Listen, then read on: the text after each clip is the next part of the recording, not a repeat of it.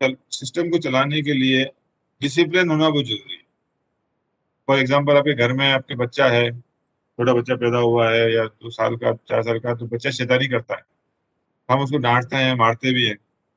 वो डरता है आपसे और वो बदतमीजी नहीं करेगा, गलत काम नहीं करेगा, शैतानी ज्यादा नहीं करेगा। सिमिलरली कोई भी इंडस्ट्री है, ऑर्गेनाइजेशन है, उसको चलाना है। हम लोग डेली टाइम पे आते हैं, टाइम पे जा रहे हैं, काम कर रहे हैं। अगर डिसिप्लिन नहीं होगा, कोई पनिशमेंट नहीं होगा, तो कोई भी आदमी काम ही नहीं करेगा ना, आएगा ही नहीं। यह रूल के पीछे स्पिरिट यही है कि डिसिप्लिन हम मेंटेन करें, और एक डर, डर बोलो या उसको क्या बोले, कि भाई आपने काम नहीं किया तो गलती की तो सजा मिलेगी, तो आप काम को ध्यान से करोगे, केयरलेसनेस नहीं रहेगी। लेकिन डीआर रूल एक क्वासी जुडिशियल मैटर भी आता है, और डीआर के पीछे ये भी रहता है कि इसमें कर्मचारी का भी कोई नुकसान ना हो उसको। जैसे डीआर का मतलब ये नहीं होता है कि मान लीजिए एक अधिकारी को लगा इसने गलती की, इसको सीधा चार्जशीट दे दो, सजा दे। हो सकता है उस कर्मचारी की गलती ही ना हो, गलती किसी और कर्मचारी की हो। या अधिकारी को लगता है कि बहुत बड़ी गलती की, लेकिन उसकी गलती छोटी गलती हो। तो डीआर में सिर्फ हम नेगेटिव बात नहीं है जो पढ़ेंगे, मैं बताऊंगा आपको। डीआर में दोनों चीजें हैं, नेगेटिव भी है, पॉजिटिव भी है। अगर आपने गलती की है, ठीक है, तो गलती है तो सजा मिलनी चाहिए किसी को भी। लेकिन अगर आपने गलती नहीं की है, इस डीआर में हमारा जो नियम है, इसमें एक अच्छी बात यह है कि आपको पूरा मौका दिया जाता है, नेचुरल जस्टिस का पालन किया जाता है कि आप अपनी बात को रखें। लोगों को एक गलतफहमी है कि अधिकारी जो है सीधे स्टेट में चार्जशीट देके परेशान करते हैं, ऐसा नहीं है। चार्जशीट देना अधिकारी का अपना राइट है, तो आपको अपना डिफेंस करने का भी आपका अपना राइट है। और नेचुरल जस्टिस बहुत है, डिफेंस के साथ साथ आप अपने साथ डिफेंस हेल्पर या डिफेंस काउंसल रख सकते हैं। फिर लड़ने के लिए आपके पास पूरा मौका है। और प्लस कोई चैनल है तो मैं बताऊंगा कि आप, खुद आपका अधिकारी आपसे नाराज होकर आपको देता है, तो आप अधिकारी को अपील कर सकते हैं, रिवीजन कर सकते हैं। काफी सारे प्रोविजन जो है वो एम्प्लॉय के लिए भी हैं। मैं स्टार्ट करता हूँ। सबसे पहले तो इसमें क्या क्या चीजें हम पढ़ेंगे वो है application, appointing authority, discipline authority, suspension, penalties, procedure of penalty, procedure of major penalty, time schedule, appeal, subsistence allowance, revision, review. Application जो है, ये जो डीआर रूल है ये 1968 है। बोलते हैं ये 1 अक्टूबर 1968 से लागू हुआ। ये सभी रेलवे कर्मचारी इस पे लागू होता है, सिवाय एक आरपीएफ पे लागू नहीं होता है, और जो मैंने बताया कैजुअल लेबर रहते हैं उस पे लागू नहीं होता। मैंने लिखा हुआ कैजुअल लेबर सब्सटीट्यूट, ये लोग 120 दिन काम करने के बाद उन्हें टीएस मिल जाता है। टीएस मिलने के बाद तो लागू हो जाता है, लेकिन जब तक टीएस नहीं मिलता है तो कैजुअल लेबर सब्सटीट्यूट पे भी लागू नहीं होता है।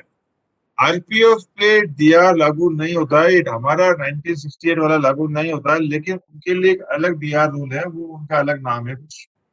लगभग लगभग तो सेम यही है, 99% हमारा वाला ही है, लेकिन उसका नाम अलग है। तो हमारा जो डीआर रूल है वो आरपीएफ पे लागू। अपॉइंटिंग अथॉरिटी, इसमें दो चीजें मैं बताऊं। एक तो डिसिप्लिनरी अथॉरिटी, अनुशासनिक प्राधिकारी, हिंदी में बोलेंगे इसको अनुशासनिक प्राधिकारी। और ये होता है अपॉइंटिंग अथॉरिटी, मतलब नियुक्ति अधिकारी। दोनों क्या चीजें हैं, जरा समझा देता हूँ। अपॉइंटिंग अथॉरिटी जैसे नाम में लिखा हुआ, अपॉइंट करना यानी नियुक्त करना। जो अधिकारी किसी भी कर्मचारी को उसके पद पे नियुक्त करने का अधिकार रखता है, उसको बोलते हैं नियुक्ति अधिकारी। Appointing authority who can appoint person to the service or to post or to grade of the service. Who appointed the railway surveyor to such grade, such service, grade or post, whichever is the higher authority.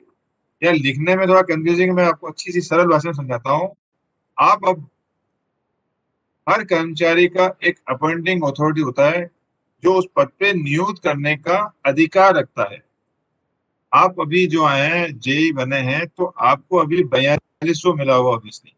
उससे पहले आप शायद 2800 में रहे होंगे, या diet वाले हो एलडीसी तो शायद नीचे भी होंगे। तो रेलवे बोर्ड ने एक डिफाइन किया हुआ, बताया हुआ है कि किस कर्मचारी का अपॉइंटिंग होती है, मतलब नियुक्ति अधिकारी कौन है।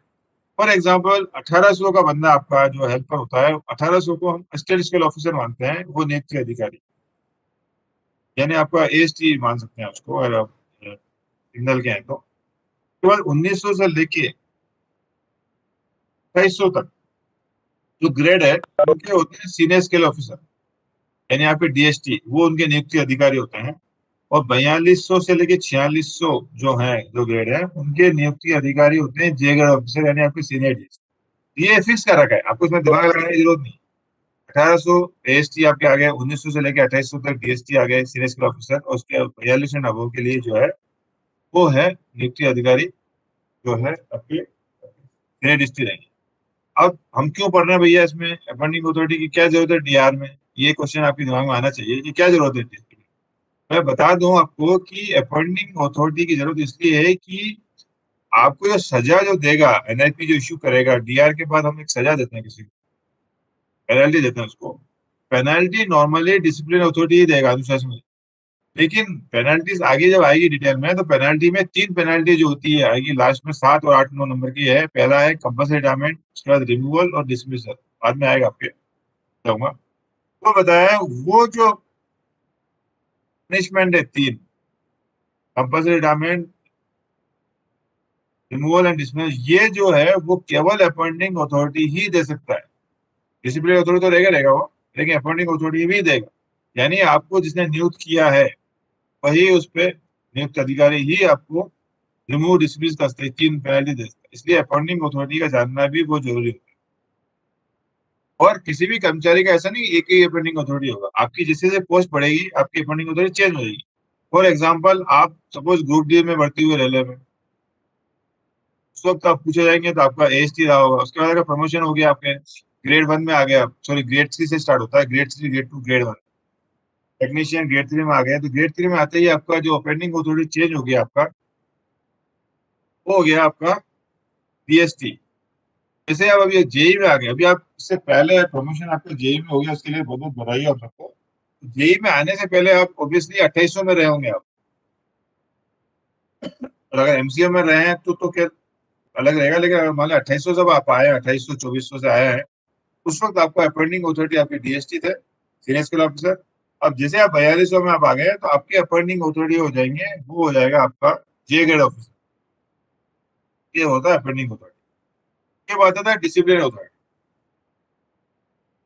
डिसिप्लिन अथॉरिटी वो होता है जो, उसको बोलेंगे अनुशासन से बात है, जो हु कैन इश्यू चार्जशीट, तो आपको चार्जशीट दे सके। तो जैसे मैंने बताया, रेलवे बोर्ड ने फिक्स किया हुआ है कि आपका अपॉइंटिंग अथॉरिटी कौन है। सिमिलरली ये भी बताया रेलवे बोर्ड ने कि भाई आपको चार्जशीट कौन दे सकता है। आज आप जेई बने हैं, तो आपको ये नहीं कि आपको एएसटी बोले मैं चार्जशीट दे दूंगा, ऐसा नहीं सकता है। उसके लिए रेलवे बोर्ड ने प्रावधान किया है कि भाई इस ग्रेड के आदमी को ये चार्जशीट देगा, इस ग्रेड के आदमी को ये देगा। आप जैसे 4200 में आ गए हैं, तो 4200 में चार्जशीट देने के लिए मिनिमम अथॉरिटी आपकी जे ग्रेड होती है, आपका एएसटी आपको चार्जशीट दे ही नहीं सकता। तो वही समझाने की कोशिश कर रहा हूँ कि डिसिप्लिनरी अथॉरिटी उस अथॉरिटी को बोलेंगे अनुशासनकारी जो आपको चार्जशीट इशू कर सकता है। तो ये होता है कि एनजी स्टाफ के लिए in relation to rule 11, one who can impose any of minor penalty of rule 6 या, और in relation to rule any one who can impose any of the major penalty of rule 6। इसमें मैं बता दूं आपको, minor penalty और major penalty के लिए भी अलग अलग नियम है। आप अनुशासन पता चल होता है कुछ आपके, वो आपकी पूरी एसओपी देखनी पड़ेगी आपको, और एसओपी के हिसाब से कई बार कुछ माइनर पेनल्टी आपकी निचली अथॉरिटी दे सकती है, लेकिन मेजर पेनल्टी हायर अथॉरिटी। अगर आप कोई भी माइनर पेनल्टी अधिकारी दे सकता है आपको, तो वो आपका अनुशासनिक पदाधिकारी हो जाएगा। सिमिलरली मेजर पेनल्टी आपकी आगे आएगी, बताऊंगा, उसमें से कोई भी अगर एक पेनल्टी दे सकता है, तो वो मेजर पेनल्टी के हिसाब से वो डिसिप्लिनरी अथॉरिटी हो जाएगा। सस्पेंशन अथॉरिटी जो है बताया आपको, मैं बता दूं, ये डिसिप्लिनरी अथॉरिटी और ये सस्पेंशन, ये सब आपकी एसओपी में, एक पीछे एसओपी आएगी, ऑनलाइन चेक कर सकते हो। तो पूरा छपा हुआ है, फिक्स है कि किस ग्रेड के आदमी के लिए कौन अधिकारी उसको चार्जशीट दे सकता है, माइनर दे सकता है, माइनर में क्या चार्जशीट कहाँ तक दे सकता है, मेजर में क्या दे सकता है। सिमिलरली सस्पेंशन भी, कौन आपको किस ग्रेड के अधिकारी को, कर्मचारी को कौन अधिकारी सस्पेंड कर सकता है, पूरा उसमें लिखा हुआ है। यहाँ में ऊपर भी लिखा हुआ है as specified in schedule 1 and 2 of D R, वहां देखना पड़ेगा आपको, वो अधिकारी आपको सस्पेंड कर सकता है। के बाद इसमें सस्पेंशन में लिखा हुआ है कि कोई भी सस्पेंशन जो है वो 90 डेज से ज्यादा का नहीं होगा। किसी भी अधिकारी ने आपको सस्पेंड किया है तो अप टू 90 डेज रहेगा। उसके बाद भी अगर अंडर सस्पेंशन कंटिन्यू करना है, उसको रिव्यू किया जाएगा, उसको एक्सटेंड करना पड़ेगा। अगर कोई भी आदमी सस्पेंड करके छोड़ दिया है, 90 डेज के बाद वो नल एंड वॉइड हो जाएगा, आपका सस्पेंशन ऑटोमेटिक टीम खत्म माना जाएगा। ये एक रूल है। ये मैं बता दूं आपको, अथॉरिटी बता दी यहाँ पे शेड्यूल के हिसाब से कि senior supervisor incharge 42 and above 3 grade below को चार्जशीट दे सकते हैं, जिसमें हो जाएगा। असिस्टेंट जो ऑफिसर है जूनियर स्केल ग्रुप बी, वो 2400 तक के स्टाफ विद जीपी को इंक्लूडिंग 2400 तक को पेनल्टी चार्जशीट दे सकते हैं। माइनर पेनल्टी बात हो रही है। सीनियर स्केल ऑफिसर जो है डीएसटी रैंक के, वो 2800 तक के दे सकते हैं। जे ग्रेड ऑफिसर जो होते हैं, क्या इंडिपेंडेंट चार्ज में कोई सीनियर स्केल ऑफिसर है तो वो सभी ग्रुप सी को और नॉन रजिस्टर्ड स्टाफ को चार्जशीट दे सकते हैं।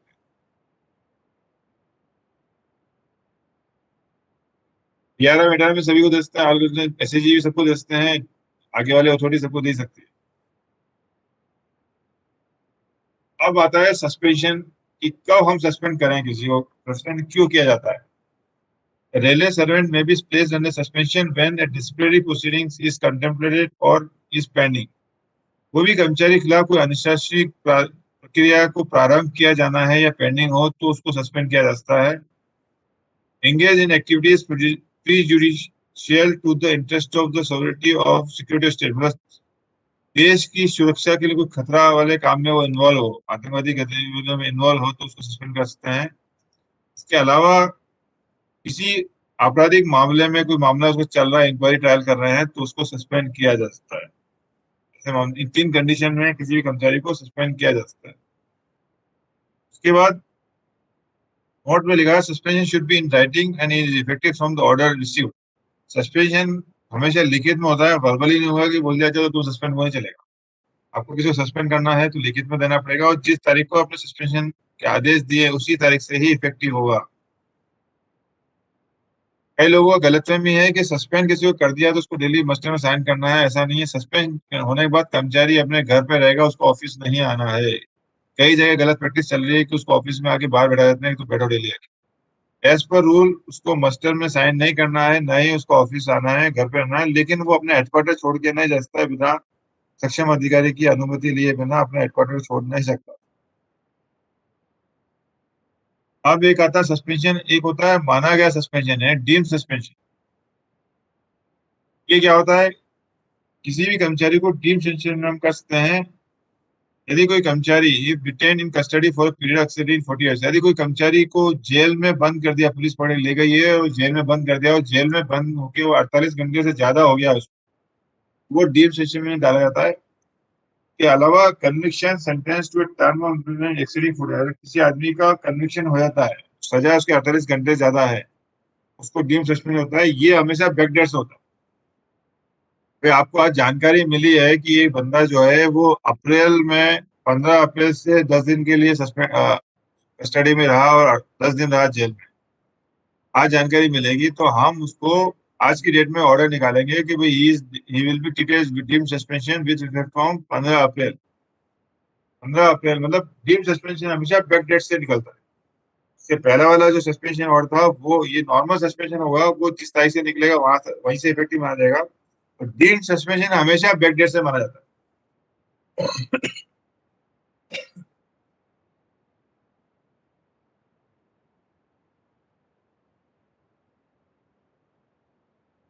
के बाद रूल 6 के अंदर माइनर पेनल्टीज कौन कौन सी होती है वो बता दो। पहला होता है सेंसर, निंदा। भाई आप सेंसर मतलब आपको कोई नुकसान नहीं होता, लेकिन सर्विस में आपकी एंट्री हो जाती है कि भाई निंदा हो गई आपकी, बस इसमें ज्यादा कोई नुकसान नहीं है। दूसरी है withholding of promotion for a specified period, नियत अवधि के लिए पदोन्नति पर रोक, ये आपका दूसरा रहेगा। तीसरा है recovery of any pecuniary losses cause to the government और रेलवे, आपकी वजह से जो सरकार को नुकसान हुआ है, आर्थिक नुकसान, उसकी भरपाई, आंशिक या पूरे रूप से जो भी है भरपाई करना। तीसरा थर्ड में आता है with holding of privilege pass PTO और बोथ, का पास बंद कर देगा, नंबर ऑफ पासेस, या पीटीओ बंद कर देगा, या दोनों बंद कर देगा। बोलते हैं वो थर्ड 3A में है। उसके बाद 3B जो मेन लगता है वो ये है, या तो पास पीरियड बंद होते हैं, ये 3B लगता है माइनर में, वो है reduction to a lower stage in time scale of pay by one stage for a period not exceeding 3 years without future effect or not adversely affecting the person। अगर किसी भी कर्मचारी को एक स्टेज, जिस ग्रेड में आप काम कर रहे हो उस ग्रेड में एक स्टेज नीचे ले जाना, 3 साल, जो कि 3 साल से ज्यादा नहीं हो और विच फीचर नहीं होना चाहिए, उसका पेंशन बेनिफिट पे नुकसान नहीं हो, तो उसको हम बोलते हैं माइनर पेनल्टी 3B। सर इसका एग्जाम्पल दे सकते हैं थोड़ा? क्या? इसका थोड़ा एग्जाम्पल दे सकते हैं? जैसे कोई 46 हाँ, ग्रेड पर काम कर रहा है तो उसको 42 में रख देने का? नहीं नहीं नहीं, सेम ग्रेड सेम स्टेज में 4200 में भी नीचे ले जाओगे। 4200 के अंदर जैसे आपका करंट, आपका मान लीजिए 66,000 चल रहा है, तो 66,000 से अगला नीचे वाला जो भी होगा 64,000 है, जो भी होगा, एक स्टेज नीचे लेके जाओगे, वो माइनर होगा। सर कैसे एक स्टेज समझ में नहीं आया अभी। एक इंक्रीमेंट पीछे, एक स्टेज का मतलब एक इंक्रीमेंट, जो आपको ईयरली इंक्रीमेंट लगता है ना आपका, हाँ जी सर। मतलब आप अभी मान लीजिए किसी का जनवरी में इंक्रीमेंट लगा, हाँ जी। भाई मैं मान लीजिए जनवरी में जो इंक्रीमेंट लगा, हम्म। तो अगर आज की तारीख में किसी को हम एक स्टेज नीचे ले जाएंगे, एनआईपी देंगे एक स्टेज और 1 ईयर, तो जनवरी में इंक्रीमेंट लगने से पहले जो बेसिक था आपका, वो बेसिक वापस आ जाएगा। अच्छा, एक इंक्रीमेंट पीछे लेके जाओगे, बस एक इंक्रीमेंट। हम इंक्रीमेंट लगाएंगे नहीं या हम इंक्रीमेंट कम कर देंगे उसका? कम भैया करेंगे। उसका कम कर देंगे रिडक्शन, सर। देखिए रिडक्शन है वो। एक एनआईपी अच्छा होती सर। है स्टॉपेज ऑफ इंक्रीमेंट, वो आपकी राइट 4 राइट। नंबर की, 4 नंबर की। Okay sir. दोनों में और अंतर इसका है। फ्यूचर रिडक्शन इफेक्ट में क्या आपकी होगा? एक इंक्रीमेंट आपका, हाँ जी, इसका सर फ्यूचर इफेक्ट क्या होगा, मतलब आफ्टर 1 ईयर? वो मैं बता रहा हूँ, अभी आ रहा हूँ, लंबा टाइम लगेगा इसके अंदर। रिडक्शन में और 4 में और 3 में, रिडक्शन में आपकी हमेशा कम पगार कम हो जाएगी आपकी। मान लीजिए आपकी 50,000 है, जिस दिन से एनआईपी इश्यू होगी उस दिन से 50,000 में एक, इसमें 3B के अंदर एक इंक्रीमेंट कम होगा, तो आपको पिछला इंक्रीमेंट मान लीजिए आपका 48,500 था, तो आपको सीधा पगार 1,500 कम हो गया, 48,500 मिलेगा आपका। वो 3 महीना रहा, 6 महीना रहा, साल भर रहा, जो भी रहा, मैक्सिमम 3 साल तक कर सकते हैं। लेकिन अच्छा वो, सर। अब वो पेनल्टी खत्म होने पर विदाउट फ्यूचर इफेक्ट है, होनी चाहिए, विथ फ्यूचर नहीं होगा। अच्छा मतलब सर। आपका पेनल्टी खत्म होने के बाद वापस नॉस्टल सारे इंक्रीमेंट लगा के, आपके जो भी ड्यू होते हैं लगा के पूरा पगार मिलेगा, आपको कोई नुकसान नहीं होगा। सिर्फ आपका जो भी अवधि रही आपकी, 6 महीना, 3 महीना, साल, उतनी अवधि के लिए आपको 48,500 प्लस पे डी है, उतना नुकसान आपको होगा, और कोई नुकसान नहीं है। मतलब सर क्या ड्यू ड्रॉन मिलेगा क्या सर, उसका ड्यू ड्रॉन टाइप? ये ड्यू क्यों, आपको सीधा पगार उस दिन से कम हो जाएगा ना आपका, तुरंत कम होगा तो ड्यू कम बनेगा। नहीं, आफ्टर 1 ईयर, मतलब आफ्टर 1 ईयर की नो नो, पेनल्टी है तो आफ्टर वन ये ईयर ड्यू जो हमको कल मिला वो भी ऐड होके मिलेगा या बस सब एडो का बताइए मिलेगा। ऐड होके मिलेगा सर? मैं आपको बताता हूँ, आपका 50,000 चलो चल रहा है अभी, मान लीजिए आपका इंक्रीमेंट 1 जनवरी को था, ठीक है। हाँ जी एक सर। जनवरी से पहले आपका दिसंबर में आपका था 48,500, हाँ जी सर। 1,500 का इंक्रीमेंट लग के आपका हो गया अभी मई में आपका 1 जनवरी को हो गया 50,000, हाँ जी सर। ठीक है। अब आपकी एनआईपी आज मिली 7 तारीख को, हाँ जी। Reduction to a lower stage, जो मतलब आपका एक इंक्रीमेंट 1 स्टेज नीचे लेके गए 1 साल के लिए, हाँ जी सर। 1 साल के लिए। तो आपका 7 मई से एनआईपी चालू होगा, 7 मई 2021 से 6 मई 2022 तक एनआईपी रहेगा आपका, ठीक है। अच्छा। हाँ जी। आपका 6 मई को पगार था 50,000, हम्म। 8 मई को वापिस 48,500 हो जाएगा आपका हाँ जी। पुराना, एक इंक्रीमेंट कम हो जाएगा। ये 48,500 आपका चलेगा अप टू 6 मई 2022। जनवरी को हाँ इंक्रीमेंट नहीं जी। लगेगा आपको, जो जनवरी ड्यू होता है वो नहीं लगेगा आपको, तब उस तारीख को ड्यू हम्म। होगा नहीं, लगेगा नहीं, हाँ रुक जी। के रखेंगे। और वो रिलीज करेंगे जनवरी 2022 का जो इंक्रीमेंट है, वो रिलीज करेंगे हम, कब करेंगे हम, 7 मई 2022 को। अगर वो भी अगर 1,500 होगा मान लो, तो हमारा हो जाएगा 51,500 हो जाएगा उसका 7 मई 2022। नुकसान मतलब उसको फिर ये 1 साल का रहेगा। अच्छा, मतलब लेकिन इस बीच में जो उसका कम हुआ वो उसको ऐसा कुछ उसका जो यू कैन से वो वन अभी टाइप नहीं ऑफ मिलेगा। प्लेसमेंट वो कुछ नहीं मिलेगा? हाँ, ड्यू डेट वो बाद में नहीं मिलेगी, क्या होता क्या, हम्म। 1 साल तक उसको पगार कम मिलेगी, 1,500 वो प्लस आपका जो भी एचआर है ना, आपका डी है, सब कम हो जाएगा आपका, ना कम हो राइट। जाएगा। 1 साल के बाद सब मिल जाएगा उसको, तो नुकसान सिर्फ 1 साल तक की पीरियड में जो भी आपका बेसिक है कम मिलेगा। Okay sir. Thank you. Same आपका यही चीज यहाँ पे लागू होता है। आपका नेक्स्ट होता है withholding of increment for pay for specified period. With और विदाउट फ्यूचर इफेक्ट।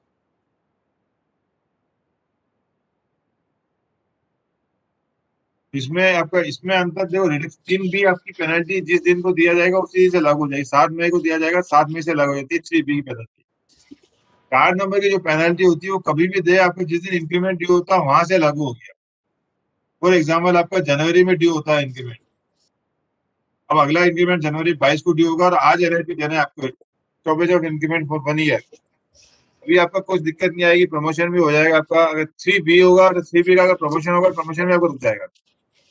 तो 7 मई से आपका प्रमोशन आ गया, मान लीजिए आपको जून में प्रमोशन ऑर्डर आ गया, ठीक है ना, प्रमोशन भी आपको 7 मई 2022 को मिलेगा 3B के अंदर। लेकिन 4 नंबर के एनआईपी में स्टॉपेज इंक्रीमेंट चूंकि आपकी जनवरी में आएगी, इस दौरान आपको पगार भी वही चलता रहेगा, आपका 50,000 चलता रहेगा। और जो 51,500 मिलने वाला था आपको एक जनवरी को, वो नहीं मिलेगा। और प्रमोशन अगर इस दौरान, अभी जून में प्रमोशन अभी हो गया, अभी अगले महीने प्रमोशन भी हो जाएगा और हायर ग्रेड में जो इंक्रीमेंट है वो रुक जाएगा। समझ में नहीं आया? नहीं आया सर। हाँ? नहीं आया? समझ में आया नहीं सर। तो इंक्रीमेंट, स्टॉपेज ऑफ इंक्रीमेंट में आपका जो नेक्स्ट इंक्रीमेंट होगा वो उतने पीरियड के लिए नहीं लगेगा आपका, 1 साल 2 साल 3 साल जो भी है। अच्छा, और ये जब पेनल्टी टाइम खत्म हो जाएगा आफ्टर दैट? तो तब आपका विदाउट है तो लग जाएगा, आपका विथ होगा तो लगेगा ही नहीं आपको, उतने इंक्रीमेंट आपके नुकसान हो जाएंगे आपके, वहीं से तब वैसे नुकसान। चालू होगा। तो सर ये दोनों तो एक तरह से एम्बिग्यूटी हो गया, ये 3B और 3B में बोलता है विदाउट फ्यूचर इफेक्ट, और 4 में विद और विदाउट फ्यूचर इफेक्ट दोनों हो गया इसमें।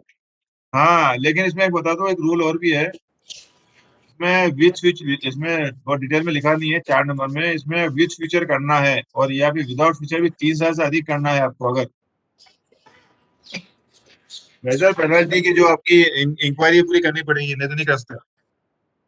मैं इफ्स एंड बट्स लगा रखे हैं, वो डिटेल में हम बाद में पढ़ेंगे। आपको इतना बता दूं कि आप में इसमें माइनर पेनल्टी आपकी रहेगी। हम्म। मैं बता दूं आपको, 10 साल का इंक्रीमेंट आप बंद कर सकते हैं किसी को माइनर पेनल्टी में, ऐसा पहले हम देखें। 10 साल का बंद कर सकते हो विथ फ्यूचर भी। लेकिन ऐसा नहीं कि आपने ऐसे में लोन दे दिया है, उसने 10 दिन में जवाब दिया और आपने उसको सीधा 10 साल का इंक्रीमेंट बंद कर दिया, वो नहीं होगा। आप नॉर्मल सर्कमस्टांसेस में माइनर पेनल्टी में सिर्फ 3 साल का विदाउट फ्यूचर बंद कर सकते हो। और विथ फ्यूचर आपको करना है तो विथ फ्यूचर के लिए, या 3 साल से अधिक का विदाउट करना है तो आपको मेजर पेनल्टी में जो इंक्वायरी करते हैं वो पूरी इंक्वायरी करनी पड़ेगी, आपको पूरा प्रोसीजर करना पड़ेगा, तभी आप कर सकते हो, नहीं तो नुकसान नहीं कर सकते किसी आदमी के। ये है कहानी। राइट। ठीक है। अब आपका 3B जो है, 3B से ही मिलता जुलता है ये मेजर पेनल्टी, पहले ये 5 नंबर की 3B, और 3B के बाद जो बचता कुत्ता है वो सब 5 में जाता है। 5 में लिखा हुआ है save as provided for in class 3B above, मतलब 3B को छोड़ के जो आपकी रिलेक्शन करेंगे। 3B में 1 स्टेज रिएक्शन है। 5 में अगर मान लीजिए किसी आदमी को, एनआईपी को अगर एक ही स्टेज करना है अपन को 1 साल के लिए, तो वो 3B में जाएगी, माइनर में जाएगी। लेकिन अगर हमने 2 स्टेज कर लिया, 3 कर लिया, 5 कर लिया, तो वो मेजर पेनल्टी है। या फिर विच फीचर इफेक्ट कर लिया आपने, अगर 2 साल के लिए भी किया आपने 1 स्टेज, तो इसमें आ जाएगी, 5 में आ जाएगी। 5 और 3B कंफ्यूजिंग है आपको, 4 कंफ्यूजन है। 4 तो सिंपल है, स्टॉपेज इंक्रीमेंट है 4। 3B और 5 ये दोनों मिलते जुलते हैं। 3B में एक लिमिटेशन है कि आप एक स्टेज ही नीचे करोगे और 3 साल से ज्यादा नहीं करोगे और विदाउट फ्यूचर होगा। लेकिन आपने 3B के अंदर ही आपको लगता है कि मुझे एक ही स्टेज करना है लेकिन 4 साल करना है, तो वो 5 नंबर की हो जाएगी। और आपने इसमें रिडक्शन टू 1 स्टेज ही किया और 1 साल का ही किया आपने, लेकिन विथ फ्यूचर कर दिया तो आपकी 5 हो जाएगी। तो 5 और 3B में समझना है कि 3B को छोड़ के जितने भी ये सब 5 हो जाएगी, वो मेजर पेनल्टी हो जाएगी। और वो देना है हमको तो SF5 इश्यू करनी पड़ेगी और SF5 का पूरा प्रोसीजर लागू करना पड़ेगा। ठीक है। फॉर एग्जाम्पल मान लीजिए किसी कर्मचारी ने कोई गलती की, ठीक है, मुझे लगता है कि ठीक है एक इंक्रीमेंट बंद करता हूँ या रिडक्शन कर देता हूँ 1 स्टेज, 1 साल के लिए 2 साल के लिए, ठीक है, तो मैं माइनर पेनल्टी दे दूंगा। लेकिन मुझे अगर किसी कर्मचारी का 2 स्टेज नीचे करना है या 3 करना है या 5 करना है, तो फिर मेजर पेनल्टी चार्जेस देनी पड़ेगी। तो एक और मैं बता देता हूँ, अनऑफिशियली बोलो उसको ऑफिशियली बोलो, कई बार आपकी माइनर पेनल्टी बड़ी होती है, मेजर छोटी लगेगी आपको। ये एक खेल है इसके अंदर। मैं आपको बताता हूँ, अगर आपको 3B में दिखने में बड़ा चेंज लगता है, लेकिन असली में क्या होता है, मान लीजिए किसी आदमी को 3B के अंदर मैं 3 साल का रिडक्शन कर देता हूँ विदाउट फ्यूचर, ठीक है, 3 साल में 3 साल का उसका इंक्रीमेंट पे लॉस होता है, रिडक्शन नीचे जाएगा वो। लेकिन अगर मैं उसी बंदे को, किसी बंदे को सिर्फ 3 महीने के लिए 2 स्टेज लेके जाता हूँ नीचे, 3 स्टेज विदाउट फ्यूचर, 3 महीने के लिए 2 स्टेज में बहुत ज्यादा नुकसान नहीं होता है, लेकिन ये मेजर हो जाती है, होती कि नहीं होती, नुकसान नहीं है एम्प्लॉय में ज्यादा। तो कई बार विजिलेंस वाले मामले में जब ऊपर से प्रेशर होता है कि इसको मेजर पेनल्टी दो, तो लोग वो ये करते हैं कि 2 स्टेज नीचे करके 3 महीने का 6 महीने का कर देते हैं, तो बहुत ज्यादा नुकसान भी नहीं होता है, और आपका विजिलेंस की एडवाइस को आप फॉलो भी कर लेते हो। तो ये चीज थोड़ी सी कई बार दिखने में आपको कहने को मेजर होती है, लेकिन मेजर में ये मायने लगती है, लेकिन और माइनर में अगर आपने 3 साल का किसी का रिडक्शन कर दिया है, वो मेजर लगती है। 3 साल तक उसको प्रमोशन आएगा तो प्रमोशन नहीं हो पाएगा उस बंदे का, ठीक है नहीं, माइनर राइट। पेनल्टी भी रहेगी। सिर्फ एक छोटी सी एनआईपी आप एक चार्जशीट देके, ऐसे विलन देके एक बंदे का 3 साल के लिए आप रिडक्शन करोगे और 3 साल में उसका प्रमोशन एमएसपी कुछ नहीं मिलेगा उसको, अगर डी हो रहा हो। कई बार ये बड़ी होती है, लेकिन एक पेनल्टी 5 नंबर की जो पेनल्टी है वो आप, जो बड़ी पेनल्टी इसमें होती है, कईयों को 5 साल का रिडक्शन करते हैं, 5 के नीचे लेके जाते हैं, लेकिन ये 3 और 5 दोनों के दोनों जो है वो सेम ग्रेड में रहेगा, यानी आप बंदा 4600 में है तो 4600 में रहेगा, 4200 में, ग्रेड आप चेंज नहीं करते, ग्रेड चेंज करना है तो कुछ 6 नंबर में जाना पड़ेगा। ये किसी भी कर्मचारी का अगर 6 नंबर की एनआईपी देनी होती है मेजर पेनल्टी में, तो उसमें आप 4600 वाला जो बंदा है उसको up to initial recruitment gate तक आप लेके आ सकते हो, ठीक है। 4600 राइट। बंदा है, उसका अपॉइंटमेंट 1900 में हुआ था, या 2000 में हुआ है, 2400 में हुआ, 2800 जहां भी हुआ है, तो आप चाहे तो 4600 तो 4200 में लेके आ सकते हो, 2800 में लेके आ सकते हो, या 1900 में लेके आ सकते हो, विथ और विदाउट फ्यूचर इफेक्ट है। एक थोड़ा सा समझ तो लोगों को कंफ्यूज क्या होता है कि मान लीजिए किसी आदमी को मैंने 5 साल के लिए 4200 में लेके आया, direction to lower from 46 to 4200 for 5 years with future effect, with future effect. मैं थोड़ा सा बहुत डीप की बात बता रहा हूँ, आपका जरूरत है नहीं, फिर भी बात निकली तो बता देता हूँ, शायद किसी को समझ में आ जाए। लोग क्या करते हैं विथ फ्यूचर इफेक्ट और 4200, मतलब लोगों को ऐसा लगता है कि मैं परमानेंटली 4200 में हो गया, ऐसा नहीं है। कोई भी आदमी की पेनल्टी खत्म होने के बाद उसको वापस अपनी ओरिजिनल पोस्ट पे तो वापस जाएगा जाएगा, ओरिजिनल बेसिक पे। किसी भी आदमी का 4600 से अपना 4200 किया है 5 साल के लिए विथ फ्यूचर इफेक्ट, इसका मतलब ये है कि विथ फ्यूचर इफेक्ट, और आजकल इसमें और ऐड कर दिया, पेनल्टी थोड़ी चेंज कर दी, थोड़ी चेंज हुई है इसमें मेरे, उसमें ये भी लिखना पड़ता है अथॉरिटी को कि इसमें सीनियरिटी पोजीशन क्या रहेगी, सीनियरिटी इफेक्ट होगी कि नहीं होगी, वो ही लिखना पड़ता है उसको। और वो बोलता है कि हाँ भाई इसका विथ फ्यूचर इफेक्ट भी है, सीनियरिटी भी इसकी इफेक्ट करेगी। ऐसे मामले में बंदा को जब 5 साल पूरा होगा तो जिस बेसिक पे वो था 46 रुपए, वापिस उसी बेसिक पे वो आ जाएगा, लेकिन 5 साल की सीनियरिटी उसकी लॉस हो जाएगी, यानी कि उसके 5 साल के बाद तक जो लोग भर्ती हुए थे वो सब सीनियर हो जाएंगे, वो जूनियर हो जाएगा। 5 साल की सीनियरिटी उसकी जाएगी। अगर एनआईपी ये दी जाती है कि उसको 4600 से 4200 में लाया जाता है और पर्टिकुलर पे में भी रखा जा सकता है, और 5 साल के दौरान उसकी सीनियरिटी लॉस होगी तो 5 साल की सीनियरिटी खत्म हो जाएगी, यानी 4600 में मान लीजिए वो 2010 में आया था, तो 2015 में उसको 5 साल की मिलती है, तो 2020 में उसकी सिर्फ 5 साल की सर्विस ही मानी जाएगी, 4600 10 साल ही मानी जाएगी, अगर उसकी एनआईपी में लिखा गया था इसके सीनियरिटी का भी लॉस हो।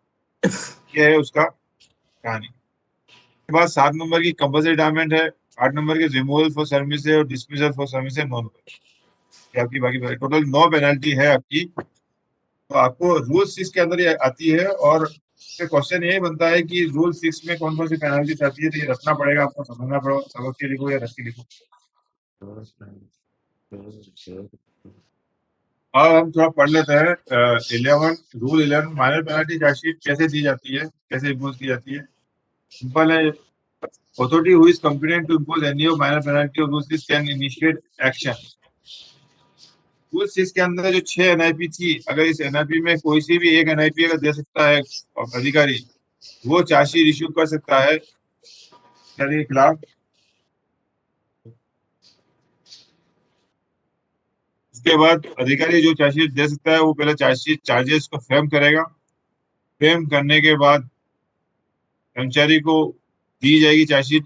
SF11 उसके लिए यूज होती है, SF11 आरडीडी कुछ है तो दे सकते हैं, भाई जरूरत नहीं होती आरडीडी एसएफ 11 में। कर्मचारी को एसएफ 11 सर्व की जाएगी। कर्मचारी के पास 10 दिन का टाइम रहेगा, चार्जशीट जिसने रिसीव की 10 दिन के अंदर वो डिफेंस दे सकता है। इसी वजह से थोड़ा लेट होता है, 10 से 15 दिन 20 दिन भी हो गया है, तो वो रिक्वेस्ट कर सकता है डिले करने के लिए, और अधिकारी चाहे तो उसको टाइम दे सकता है ज्यादा, उसमें कोई दिक्कत नहीं है। पर अगर उसने डिफेंस नहीं दिया है तो उसको एक्स पार्टी मान के डिस्प्ले अथॉरिटी अपना डिसीजन दे सकता है। इसमें इंक्वायरी की कोई जरूरत नहीं होती है। और जैसे मैंने बताया है कि माइनर पेनल्टी में जब ज्यादा बड़ी पेनल्टी दी जाती है, जैसे आपकी 3B में 3 साल से ज्यादा क्या दिया कुछ ऐसे 4 में अगर विथ फ्यूचर इफेक्ट की है 3 साल से ज्यादा की है तो उसमें इंक्वायरी करनी पड़ेगी। इसके अलावा इसमें पेंशन बेनिफिट इफेक्ट नहीं होता है। डिफेंस अगर देता है कर्मचारी 10 दिन के अंदर, तो डिफेंस के ऊपर डिस्प्ले होते हुए अपना विचार करता है कि भाई इसकी जो गलती है वो सही में है कि नहीं है, वो उसके डिफेंस से कितना सेटिस्फाई है, कितना संतुष्ट है। अगर संतुष्ट है, उसको लगता है गलती नहीं है, तो चार्जेस ड्रॉप कर सकता है। और उसको लगता है कि नहीं गलती हुई है, उसकी डिफेंस से एग्री नहीं कर रहा है, वो भी उसमें गलती है उसके अनुकूल कुल 6 में जो 1 से 4 में कोई भी एक एनआईपी उसको जारी कर सकता है। ये लास्ट में एनआईपी जो दी जाती है उसको कम्युनिकेट की जाएगी कर्मचारी को साइन के थ्रू, अपने सिग्नेचर होंगे। साथ में जब हम उसको कम्युनिकेट करते हैं तो उसमें लिखा होता है कि वो अपील किस अधिकारी को करेगा, नेक्स्ट अथॉरिटी को अपील 45 दिन में करने की होती है, वो किस अधिकारी को करेगा उसमें वो लिखा होता है। कम्युनिकेशन जो है इसका आखिरी चरण है, कर्मचारी को कम्युनिकेट करना। ये कैन ड्रॉप में बता चुका हूँ, तो अगर तो लगता है उसकी उसने जो डिफेंस दिया है उसमें गलती नहीं है तो ड्रॉप कर सकता है, या कोई भी चार्ज कोई भी पेनल्टी इम्पोज कर सकता है वो। और penalty which affects pension benefit can be imposed when no inquiry is conducted as per rules। अगर किसी के पेंशन बेनिफिट अफेक्ट करते हैं तो पेनल्टी आप दे नहीं सकते जब तक कि आप रूल 9 में इंक्वायरी पूरी नहीं कर सकते।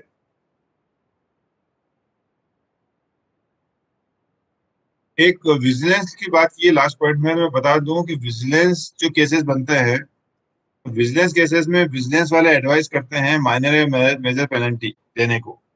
विजिलेंस से जो एडवाइस आती है उसके बेस पे डिस्प्ले अथॉरिटी को जो चार्जशीट इशू करता है, तो उसके अंदर दो तरह के मामले होते हैं। माइनर पेनल्टी के जो केसेस होते हैं उसमें विजिलेंस से कंसल्ट करने की जरूरत नहीं है।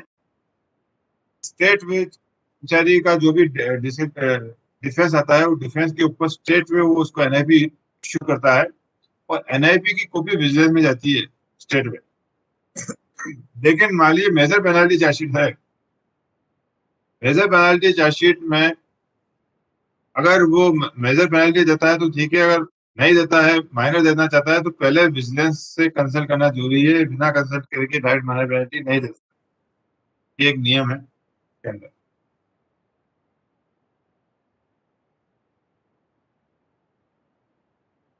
मैंने जो बताया था माइनर पेनल्टी के अंदर कहाँ कहाँ हमको इंक्वायरी करनी पड़ेगी, वो है withholding of payment which is likely to affect the adversely to the pension benefit. यानी इसका मतलब ये होता है पेंशन बेनिफिट को नुकसान करे ऐसी एनआईपी का मतलब होता है कि विथ फ्यूचर इफेक्ट की जो भी पेनल्टी होगी विथहोल्डिंग ऑफ इंक्रीमेंट 1 साल की भी हुई अगर, और विथ फ्यूचर तो है तो ऐसे अवेलेबल में माइनर पेनल्टी, लेकिन अगर विथ फ्यूचर की है तो उसको पूरी मेजर पेनल्टी की इंक्वायरी करनी ही पड़ेगी।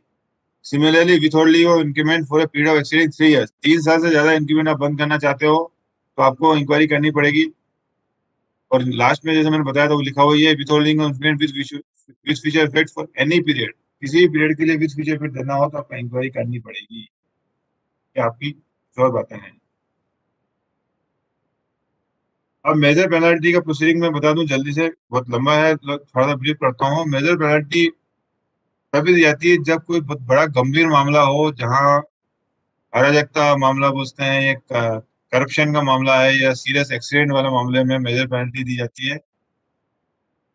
मेजर पेनल्टी के लिए भी सक्षम अधिकारी जो होगा वो ही देगा, पहले वो चार्जेस फ्रेम करेगा,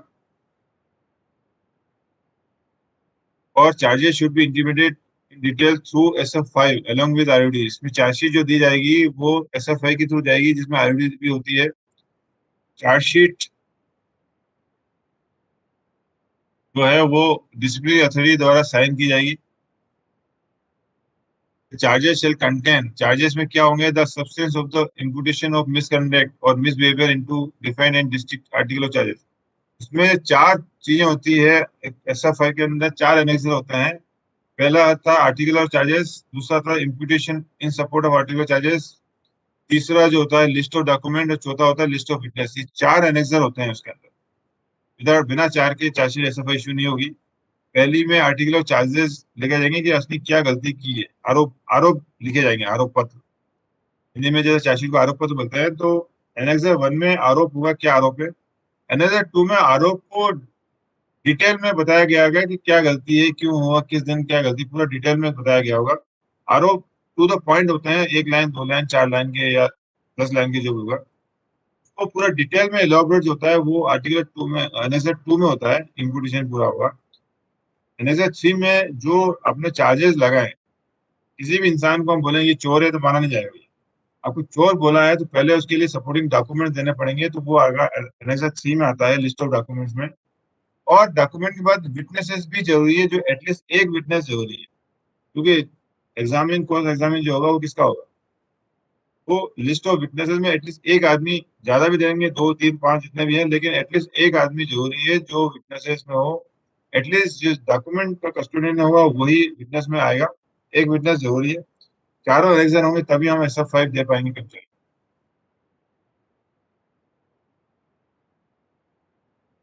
चार्जशीट बनाने के बाद सर्व की जाएगी, और सर्व करने के बाद इसमें भी 10 दिन का टाइम होता है। कर्मचारी अपना 10 दिन जो है के अंदर डिफेंस देता है। इसमें लिखा गया कि चार्जशीट मना करता है, 2 विटनेस की सिग्नेचर लेके नोटिस बोर्ड पे चिपका दिया जाएगा, इतना लंबा जरूरत लगेगी। चार्जेस चार्ज ऑफिशियल में submit defence within 10 days from the date of receive, 10 दिन में जवाब दे सकता है। जवाब देने के बाद इसमें 3 चीजें होती है, मैं बता दूं आपको वर्बली क्या क्या लिखा हुआ है, पढ़ नहीं रहा मैं। किसी भी कर्मचारी को जब SF5 दिया गया है, तो SF5 देने के बाद 10 दिन में जब जवाब देगा कर्मचारी, तो जवाब देने के बाद जो उसका अनुशासनिक प्राधिकारी जो डिसिप्लिन अथॉरिटी होगा, उसका 3 ऑप्शन हो गए। या तो उसको लगता है उसका जवाब सही है, इसमें कर्मचारी की कोई गलती नहीं, तो वो स्टेट में चार्जेस ड्रॉप कर सकता है। पहला जो हो गया, उसका जो ऑप्शन था वो पहला उसको ड्रॉप कर दिया। दूसरा, उसकी गलती डिफेंस पढ़ने के बाद उसको लगता है कि इसकी गलती उतनी बड़ी नहीं है, गलती तो क्यों किसी और की, इसकी तो है ही नहीं, छोटी सी गलती है। तो जब गलती नहीं लगेगा तो ड्रॉप करेगा। गलती कब लगेगा, तो स्टेट पे वो माइनर पेनल्टी चार्जेस देता है, माइनर पेनल्टी देता है उसको, जो कि रूल्स इसके अंदर है 1 to 4। लेकिन 2 मामले हो गए अपने, एक तो ड्रॉप हो गया, एक माइनर पेनल्टी। तीसरा मामला होता है, वो होता है मेजर पेनल्टी। मतलब अगर अधिकारी को लगता है उसके डिफेंस से वो संतुष्ट नहीं होता, एग्री नहीं करता, still he feels that there is a mistake, तो वो कर्मचारी के खिलाफ मेजर पेनल्टी देने की सोचेगा, तब उसको इंक्वायरी के लिए जाना पड़ेगा, और वो इंक्वायरी के लिए केस फाइल को पूरी इंक्वायरी ऑफिसर को देगा। तीसरे मामले में ही इंक्वायरी होगी, पहले 2 मामले में कोई केस वहीं क्लोज हो जाएगा। जब उसको लगता है कि मामला संगीन मामला है, कर्मचारी के डिफेंस से वो संतोष नहीं है, और उसमें मेजर पेनल्टी बनती है, तो वो मेजर पेनल्टी के लिए इंक्वायरी के लिए इंक्वायरी ऑफिसर को केस भेज देगा पूरा डिटेल में। इंक्वायरी ऑफिसर जो होगा उसका पूरा इंक्वायरी करेगा, ऐसा जिसमें एक डिफेंस कर्मचारी को भी उपस्थित रहना पड़ेगा। कर्मचारी चाहे तो अपना एक डिफेंस असिस्टेंट बोलो या डिफेंस काउंसिल बोलो, वो रखेगा।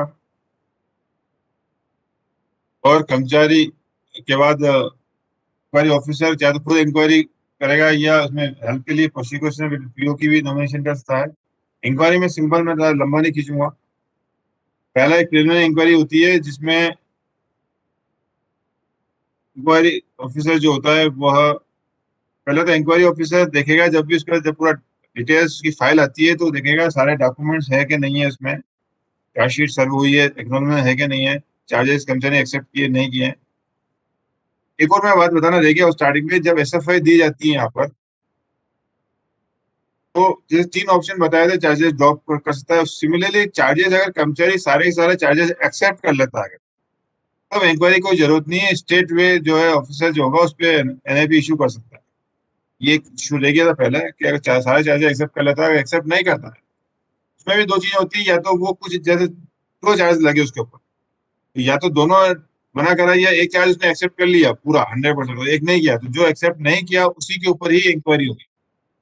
इंक्वायरी में सबसे पहले प्रीलिमिनरी इंक्वायरी होती है, जिसमें सिंपल 4-5 क्वेश्चन पूछे जाते हैं चार्ज ऑफिसर से। भाई आपको चार्जशीट मिल गई है, आपने पढ़ ली है, आपको चार्जेस समझ में आ गए हैं, क्या चार्जेस एक्सेप्ट करते हो नहीं करते हो, आप अपना डिफेंस खुद करोगे या किसी की मदद लोगे। ये 4-5 क्वेश्चन करके प्रीलिमिनरी इंक्वायरी खत्म कर दी जाती है। उसके बाद मेन इंक्वायरी चालू होती है। तो उसमें मेन इंक्वायरी में जो जो डॉक्यूमेंट्स होते हैं वो रिकॉर्ड पे रखे जाते हैं। इसके बाद विटनेसेस जो होते हैं, एक एक विटनेस के ऊपर बुला के उसका एग्जामिनेशन, क्रॉस एग्जामिनेशन किया जाता है। तो सबसे पहले एग्जामिनेशन जो होता है वो एडमिनिस्ट्रेटिव पार्ट इंक्वायरी ऑफिसर खुद करेगा, या अगर उस केस में पीओ को नॉमिनेशन किया है तो पीओ करेगा, नहीं तो करेगा।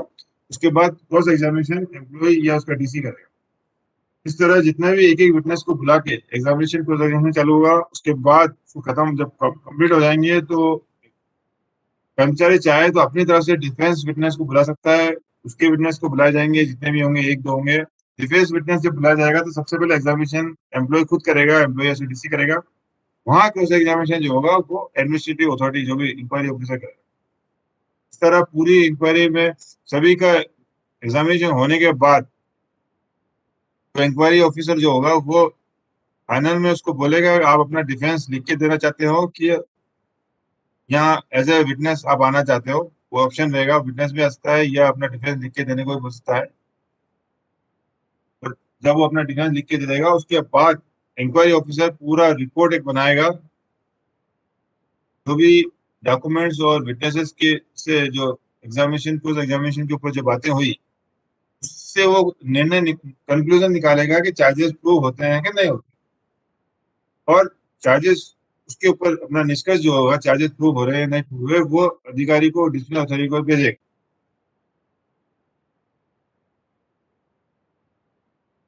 डिसिप्लिनरी अथॉरिटी जो होगा अनुशासन प्राधिकरण, जब इंक्वायरी ऑफिसर का जो निष्कर्ष होगा चार्जेस प्रूव या नॉट प्रूव होते हैं, वो निष्कर्ष के ऊपर अनुशासनिक अधिकारी उसको एग्जामिन करेगा और वो देखेगा कि वो इंक्वायरी ऑफिसर के निष्कर्ष से, निर्णय से कहाँ तक सहमत है या नहीं सहमत। एक बात मैं बता दूं आपको, डीआर के अंदर कोई भी मामले में इंक्वायरी ऑफिसर ने कोई भी निर्णय लिया वो फाइनल नहीं होता। फाइनल निर्णय अनुशासनिक प्राधिकारी का ही होता है। यानी किसी भी मामले में अगर इंक्वायरी ऑफिसर ने बोला कि नॉट प्रूव हुआ, प्रूव नहीं हुआ चार्जेस, इसका मतलब ये नहीं कर्मचारी बरी हो गया। फाइनल निर्णय जो होगा वो अनुशासनिक अधिकारी होगा। अगर कर्मचारी इंक्वायरी ऑफिसर ने कोई भी जो निष्कर्ष निकाला है उसमें दो ऑप्शन होते हैं, अगर या तो उससे एग्री होता है या डिसएग्री होता है।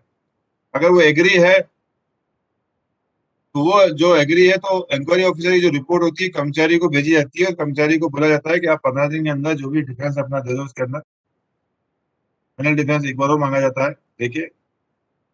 और अगर एग्री नहीं है, मान लीजिए चार्ज इंक्वायरी ऑफिसर ने उसको नोट टू कर दिया, तो उससे वो एग्री नहीं करता अनुशासनवादी, तो उसमें एग्री नहीं करने के कनेक्शन में उसको एक डिसएग्रीमेंट नोट बनता है, वो जो वो अनुशासनिक प्राधिकारी बनाएगा। तो इंक्वायरी ऑफिसर का रिपोर्ट और अधिकारी का जो डिस्प्ले अथॉरिटी उसका डिसएग्रीमेंट नोट, दोनों को दोनों कर्मचारी के पास को भेजा जाता है।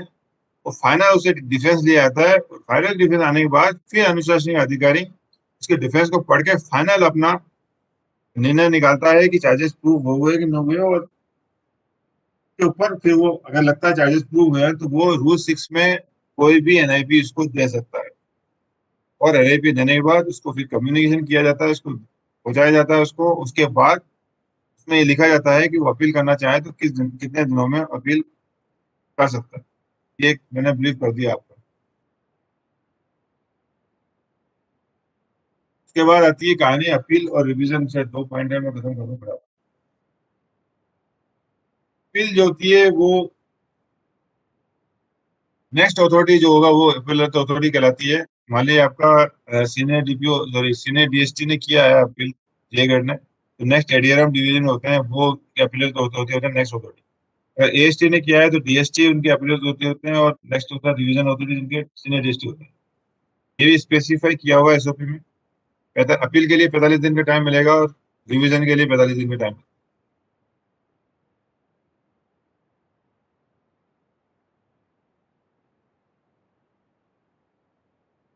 एक रिव्यू होता है इसके अंदर। रिव्यू जो होता है वो होता है प्रेसिडेंट कर सकता है। अब पहले तो मैं बता दूं, कर्मचारी के पास 3 ऑप्शन होता है। पहले डिसिप्लिन अथॉरिटी ने कोई अगर एनआईपी दे दी, उसके ऊपर वो अपील कर सकता है। अपील नेक्स्ट अथॉरिटी को जाएगा। अपील के बाद रिवीजन, वहां कहानी खत्म हो जाती है। लेकिन रिवीजन करने के बाद स्टैंड गुड रहा, उसका चेंज हुआ और कोई नया तथ्य सामने आते हैं जिससे केस में कुछ नई बात आ सकती है, कर्मचारी बचने के चांसेस हैं, तो वो रिव्यू के बाद कर सकता है। लेकिन रिव्यू के लिए कंडीशन यही है कि कोई नए तथ्य आ गए हों और नए तथ्य से केस में परिवर्तन की संभावना है, वो रिव्यू प्रेसिडेंट कर। ये पूरा आपका डीआर का जो, के बाद एक सब्सिडी अलाउंस मैं बता देता हूँ आपको। सस्पेंशन के दौरान किसी कर्मचारी को सस्पेंड किया जाता है तो उसको जो सैलरी दी जाती है वो इक्वल टू एलएचएपी, मतलब हाफ पे लीव के दौरान जो पे दी जाती है उसके बराबर उसको पे दिया जाता है। उसको सब्सिडी अलाउंस कहा जाता है। ये 3 महीने तक होता है। 3 महीने के बाद रिव्यू किया जाता है। उसको बाद उसको हम कम या ज्यादा कर सकते हैं, जो कि 50% के आसपास रहेगा। 50% हम कम या ज्यादा कर सकते हैं। अलाउंस ये होता है। सब्सिडेंट अलाउंस में के इक्वलेंट डी होता है। बाकी अलाउंसेस जो अलाउंस होते हैं वो पुराने बेसिक के ऊपर दिया जाता है। ये स्टैंडर्ड फॉर्म है। SF1 जो होता है सस्पेंशन के लिए होता है। SF2 डीम सस्पेंशन के लिए होता है। SF3 एक सर्टिफिकेट होता है सस्पेंशन के दौरान जो एम्प्लॉय को देना पड़ता है कि मैं कहीं कमा नहीं रहा हूँ। SF4 होता है रिवोकेशन के लिए। SF5 आवाज नहीं आ रही है सर, आवाज नहीं आ रही है। हेलो, अभी आई?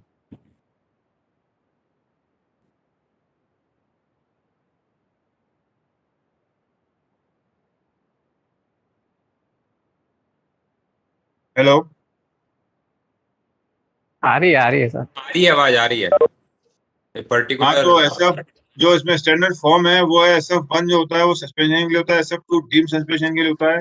SF3 मैं बता चुका हूँ कि सस्पेंडेड एम्प्लॉय को एक सर्टिफिकेट देना पड़ता है कि मैं कहीं कमा नहीं रहा हूँ। SF4 जो होता है सस्पेंशन रिवोक करने के लिए जाता है। मेजर चार्जशीट जब देना किसी को तो SF5 दी जाती है। तो मेजर चार्जशीट देने के बाद उसमें इंक्वायरी ऑफिसर का जो अपॉइंटमेंट किया जाता है वो SF7 के थ्रू होता है। विजिलेंस केसेस में एक प्रेजेंटिंग ऑफिसर होता है जो हेल्प करने के लिए होता है एडमिनिस्ट्रेटिव साइड से, उसको SF8 से देते हैं। SF9 बंद हो गया है। SF10 जो है आपका कॉमन प्रोसीडिंग। कॉमन प्रोसीडिंग उसको कहते हैं जहाँ एक ही मामले में एक से अधिक कर्मचारी लिप्त होते हैं। 2 या 3 कर्मचारी होते हैं, उनको एक ही साथ में डीआर करना होता है, तो उसको कॉमन प्रोसीडिंग बोलते हैं। और SF11 जो होता है माय पेनल्टी चार्जशीट। मेरे ख्याल से डीआर का मोटा मोटा मैंने आपको बता दिया है, इससे ज्यादा कोई जरूरत होगा नहीं जानने का।